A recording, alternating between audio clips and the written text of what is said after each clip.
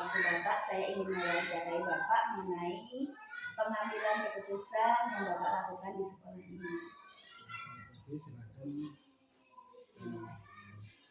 Iya, saya mulai ya Pak ya. Baik Pak, selama ini bagaimana Bapak dapat mengidentifikasi kasus-kasus yang merupakan dilema etika atau bujukan moral Pak? Sebagai seorang pemimpin di sebuah instansi pendidikan, pasti kita akan mengalami berbagai macam kasus yang akan kita hadapi. Baik itu kasus yang keduanya benar dan satu kasus satu salah, atau yang kedua-duanya memang kasus tersebut sama-sama benar. Nah, agar tidak ada kesalahan dalam pengambilan keputusan, cara yang saya lakukan yang pertama adalah mengidentifikasi daripada permasalahan-permasalahan yang terjadi di masing-masing kasus.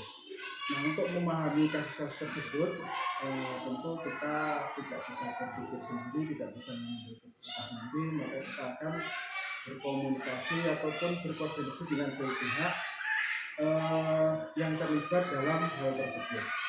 Jadi setelah permasalahan sudah kita pahami, maka kita perlu melakukan beberapa hal untuk bisa memetakan apakah kasus tersebut merupakan bujukan moral atau dilema etika. Baik Pak, kemudian selama ini bagaimana Bapak menjalankan pengambilan keputusan di sekolah Bapak, terutama untuk kasus-kasus di mana ada dua kepentingan yang sama-sama benar atau sama-sama mengandung nilai kebijakan Pak? Untuk kasus yang dilema etika, saya akan memperhatikan atau mempertimbangkan kedua hal yang sama-sama benar tersebut, kemudian membentukkan faktor apa atau pihak mana. Jadi apakah permasalahan tersebut akan menguntungkan kepentingan per orang atau orang banyak. Terus kemudian apakah mengandung nilai-nilai kebenaran atau kesetiaan, rasa adil, atau belas kasihan, atau mungkin juga berdampak untuk saat ini atau seterusnya. Itu permasalahan itu harus kita perhatikan cara penyelesaiannya dengan cara dampak jangka panjang dan dampak jangka pendek. Kemudian Pak, langkah-langkah atau prosedur seperti apa yang biasa Bapak lakukan selama ini? Langkah-langkah atau prosedur yang akan diambil yang pertama adalah kita akan mengucapkan suara hati dan nalar yang harus sejalan untuk memilih kebenaran yang kecil mudaratnya atau kejelekannya dan besar manfaatnya, dengan mempertimbangkan kepentingan dari seluruh peserta didik. Jika kasus itu berhubungan dengan peserta didik, kemudian apabila kasus tersebut berhubungan dengan pendidiknya, maka kita juga harus memperhatikan asas kebermanfaatan terhadap pendidiknya tersebut. Jadi berdasarkan pada prinsip-prinsip berpikir berbasis hasil akhir, kemudian juga berpikir berbasis peraturan dan berpikir berbasis rasa peduli. Kemudian tahap berikutnya kita akan melakukan investigasi dengan memeriksa kembali fakta-fakta dan temuan-temuan, lalu kita akan membuat keputusan. Nah, keputusan yang kita ambil juga akan ditinjau kembali sehingga keyakinan kebenaran itu ada dan insya Allah dalam bimbingan ilahi. Keputusan yang kita ambil adalah keputusan yang bertanggung jawab. Baik Pak, untuk selanjutnya Pak, hal-hal apa saja yang selama ini Bapak anggap efektif dalam pengambilan keputusan pada kasus-kasus dilema etika? Dalam kasus pengambilan keputusan dengan dilema etika, hal efektif yang perlu dilakukan adalah dengan menyederhanakan pokok permasalahan. Menyederhanakan pokok permasalahan adalah apabila permasalahan tersebut besar, maka harus kita perkecil lagi, kita persempit lagi, dan membangun komunikasi dan juga kebijaksanaan yang dapat menguntungkan semua pihak. Bagus sekali Pak. Kemudian Pak, hal-hal apa saja yang selama ini merupakan tantangan dalam pengambilan keputusan pada kasus-kasus dilema etika Pak? hasil keputusan diambil, mungkin dilema yang paling sering terjadi adalah mengambil keputusan itu dari hasil keputusan itu mungkin ada yang memuaskan satu pihak, ada yang tidak memuaskan satu pihak, atau mungkin ada pihak yang menerima sepenuhnya, ada juga pihak yang tidak menerima dengan sepenuhnya. Maka proses untuk dapat menguatkan sebagian orang untuk secara ikhlas menerima menjalankan keputusan menjadi sebuah tantangan bagi saya, serta untuk tetap istiqomah dalam menjalankan keputusan yang sudah disepakati. Baik Pak, apakah Bapak memiliki sebuah tata kelola atau jadwal tertentu dalam sebuah penyelesaian kasus dilema etika? Apakah Bapak langsung menyelesaikan di tempat atau memiliki sebuah jadwal untuk menyelesaikannya? Bentuk atau prosedur seperti apa yang Bapak jalankan? Untuk menyelesaikan suatu masalah, kita tidak perlu menjadwal dengan jadwal tertentu atau dengan menjadwalkan dengan hari-hari berikutnya. Jadi semakin cepat kita menyelesaikan sebuah kasus, maka semakin cepat selesailah kasus yang ada di lingkungan kita. Kemudian juga kita akan memprioritaskan kasus mana yang perlu diselesaikan secepatnya. Itu juga tergantung dari jenis kasus dan pentingnya kasus tersebut diselesaikan secepatnya agar tercipta lingkungan sekolah yang kondusif buat semua warga sekolah. Kemudian Pak, adakah seseorang atau faktor-faktor apa yang selama ini mempermudah atau membantu Bapak dalam pengambilan keputusan dalam kasus-kasus dilema etika Pak? Untuk mengambil keputusan dalam kasus-kasus dilema etika, kita juga harus memperhatikan beberapa faktor. Yang pertama, kita harus berkomunikasi yang baik dengan semua warga sekolah. Kemudian juga yang sangat tidak kalah pentingnya yaitu pengelolaan emosi, karena dalam menyelesaikan suatu masalah kalau kita selesaikan dengan emosi, maka masalah tersebut akan menjadi lebih parah dan lebih melebar lagi. Jadi untuk pengambilan keputusan itu kita harus berkomunikasi dengan warga sekolah dan juga mengelola emosi. Dan pemahaman tentang teori pengambilan keputusan sebagai seorang pemimpin juga menjadi faktor yang mempermudah membantu dalam pengambilan keputusan. Ini mungkin pertanyaan terakhir ya Pak ya.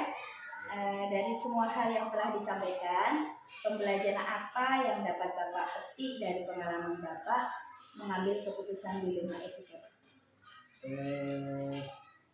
Pengalaman yang dapat kita ambil dari mengambil keputusan itu adalah dalam mengambil sebuah keputusan, maka yang pertama kita harus tahu dulu apa pokok permasalahannya atau mengidentifikasi jenis kasus. Harus bisa dilakukan lebih awal. Kemudian dengan melakukan pengujian-pengujian, lalu melakukan pengujian benar lawan benar untuk dapat menentukan paradigma apa atau metode apa yang akan kita pilih sehingga keputusan bisa diambil sesuai dengan prinsip-prinsip yang tidak merugikan semua warga sekolah.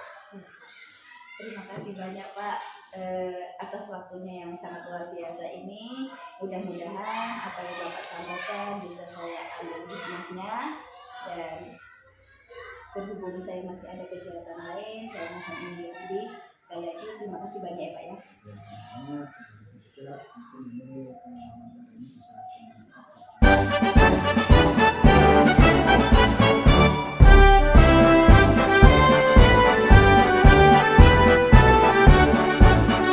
Assalamualaikum. Waalaikumsalam. Silakan Bu. Silakan duduk.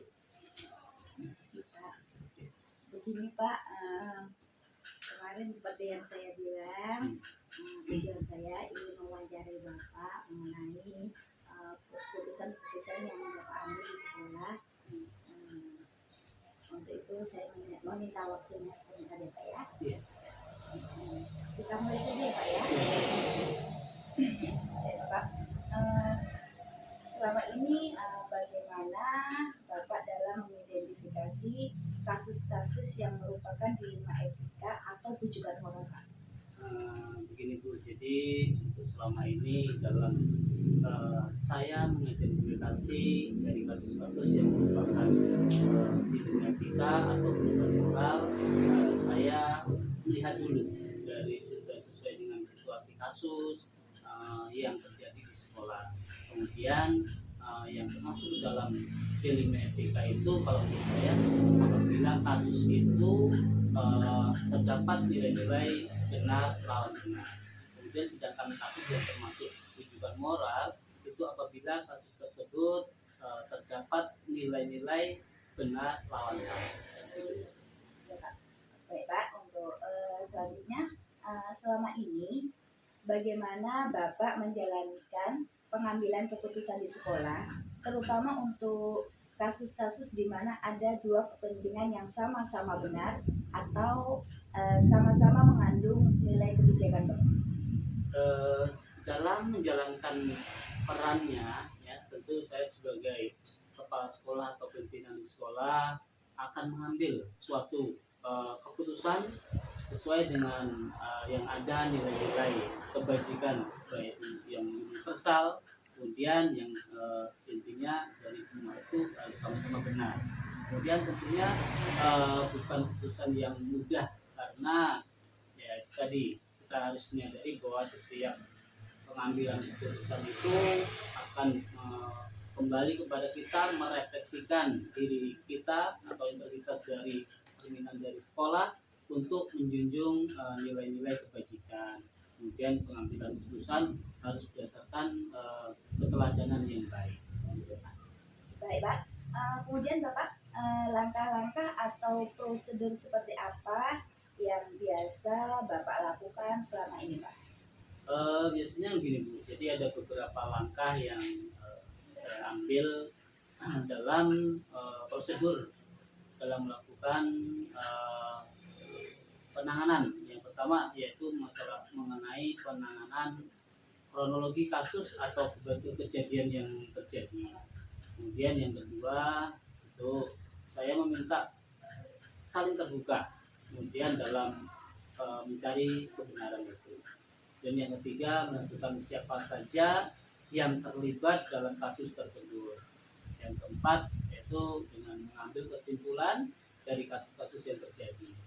Dan yang selanjutnya atau yang terakhir yaitu menentukan keputusan yang terbaik dari kasus-kasus tersebut.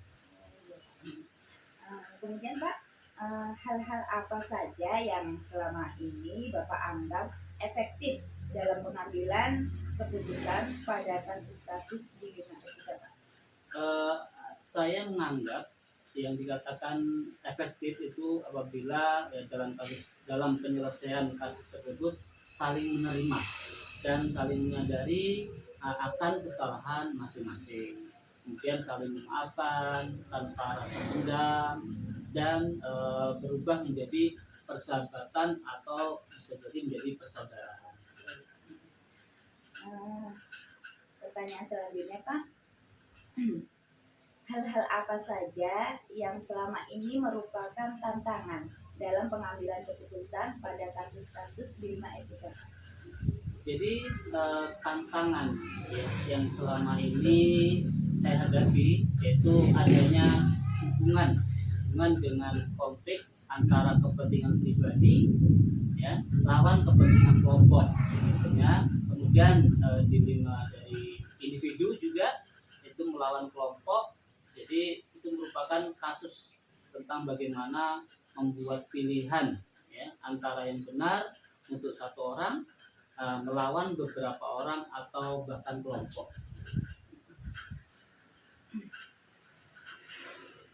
Kemudian Pak, apakah Bapak memiliki sebuah langkah atau jadwal tertentu dalam sebuah penyelesaian kasus dilema etika? Apakah Bapak langsung menyelesaikannya di tempat atau memiliki sebuah jadwal untuk penyelesaiannya bentuk atau prosedur seperti apa yang Bapak jalankan? Jadi dalam menjalankan apa ini Bu, saya tidak punya jadwal. Jadi tidak punya jadwal untuk membuat secara khusus, melainkan sesuai dengan situasi yang timbul atau kondisional. Jadi sesuai dengan kondisional permasalahan yang terjadi. Kemudian biasanya ya saya langsung menyelesaikan kasus tersebut di tempat atau mungkin diajak ke kantor ke kantor kepala sekolah atau ke kantor majelis dulu untuk menyelesaikan kasus tersebut sesuai dengan prosedur. Jadi biasanya saya itu menggunakan 4 pertanyaan, yaitu 4W dan 1H. Ya. Selanjutnya Pak, adakah seseorang atau faktor-faktor apa yang selama ini mempermudah atau membantu Bapak dalam pengambilan keputusan dalam kasus-kasus di etika? Jadi gini Bu, jadi ada beberapa pihak yang membantu saya dalam mempermudah penyelesaian kasus biasanya ya, di antaranya di situ mungkin ada majelis guru, kemudian ada siswa, atau mungkin juga melibatkan komite ya. Jadi faktor lain yang mempermudah saya yaitu adanya data-data dari wali kelas, dari guru yang bersangkutan ya, dan informasi-informasi pendukung dari komite atau dari anggota masyarakat. Baiklah Pak, ini mungkin pertanyaan terakhir. Dari semua hal yang telah Bapak sampaikan tadi, pembelajaran apa yang dapat Bapak petik dari pengalaman Bapak mengambil keputusan di 5 ini? Ya, jadi kalau kita mempelajari, kemudian kita mengambil hikmah dari kasus ya, dari semua yang disampaikan tadi, ada beberapa pembelajaran dari kasus yang terjadi selama ini.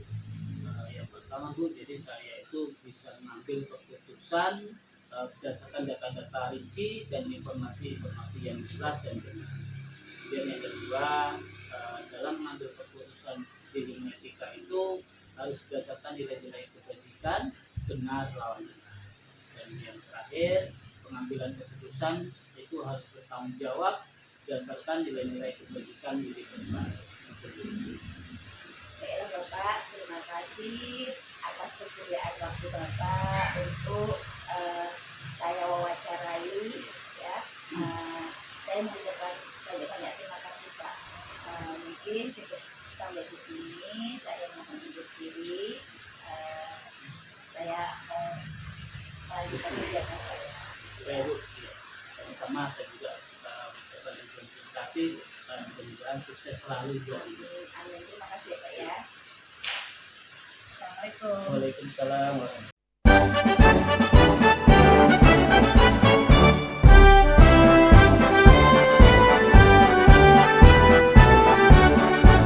Assalamualaikum warahmatullahi wabarakatuh. Perkenalkan, nama saya Tiwi Herawati, guru SD Negeri 016 Kampung Baru, Kecamatan Batang Gangsal, calon guru penggerak angkatan 7 Kabupaten Indragiri Hulu.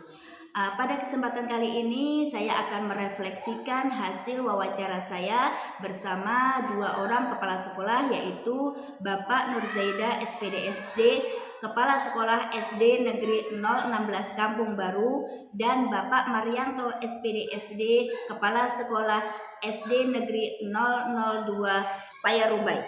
Wawancara yang saya lakukan berkaitan dengan pengambilan keputusan yang dilakukan oleh kepala sekolah.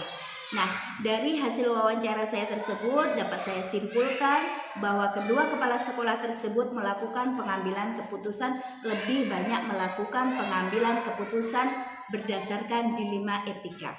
Sedangkan paradigma yang diterapkan di sekolah tersebut adalah paradigma keadilan lawan rasa kasihan, di mana memang hal tersebut adalah lebih sering diterapkan. Kemudian prinsip resolusinya yang sering digunakan adalah berpikir berbasis rasa peduli. Selanjutnya setelah saya melakukan wawancara dan saya amati dan saya uji dengan 9 tahapan pengambilan keputusan, hampir semua kepala sekolah sudah melakukan langkah-langkah tersebut. Dari mulai mengenali nilai-nilai yang saling bertentangan, di mana kepala sekolah tidak langsung mengambil keputusan apabila ada suatu kasus yang terjadi di sekolah. Kepala sekolah melihat terlebih dahulu nilai-nilai mana yang sama-sama penting, kemudian diambil suatu kebijakan. Kepala sekolah juga selalu melibatkan pihak lain yang terlibat dalam kasus tersebut. Kemudian kepala sekolah juga mengambil keputusan berdasarkan data-data rinci dan informasi yang benar. Mengambil keputusan dilema etika berdasarkan nilai-nilai kebajikan benar lawan benar, berdasarkan nilai-nilai kebajikan universal juga. Jadi kedua kepala sekolah tersebut sudah melakukan pengambilan keputusan dengan cara dilema etika. Nah, demikian tadi refleksi yang saya sampaikan mengenai wawancara yang sudah saya lakukan bersama 2 orang kepala sekolah tersebut di atas. Nah, mungkin itu yang dapat saya sampaikan. Kurang dan lebih saya mohon maaf. Saya akhiri. Wassalamualaikum warahmatullahi wabarakatuh.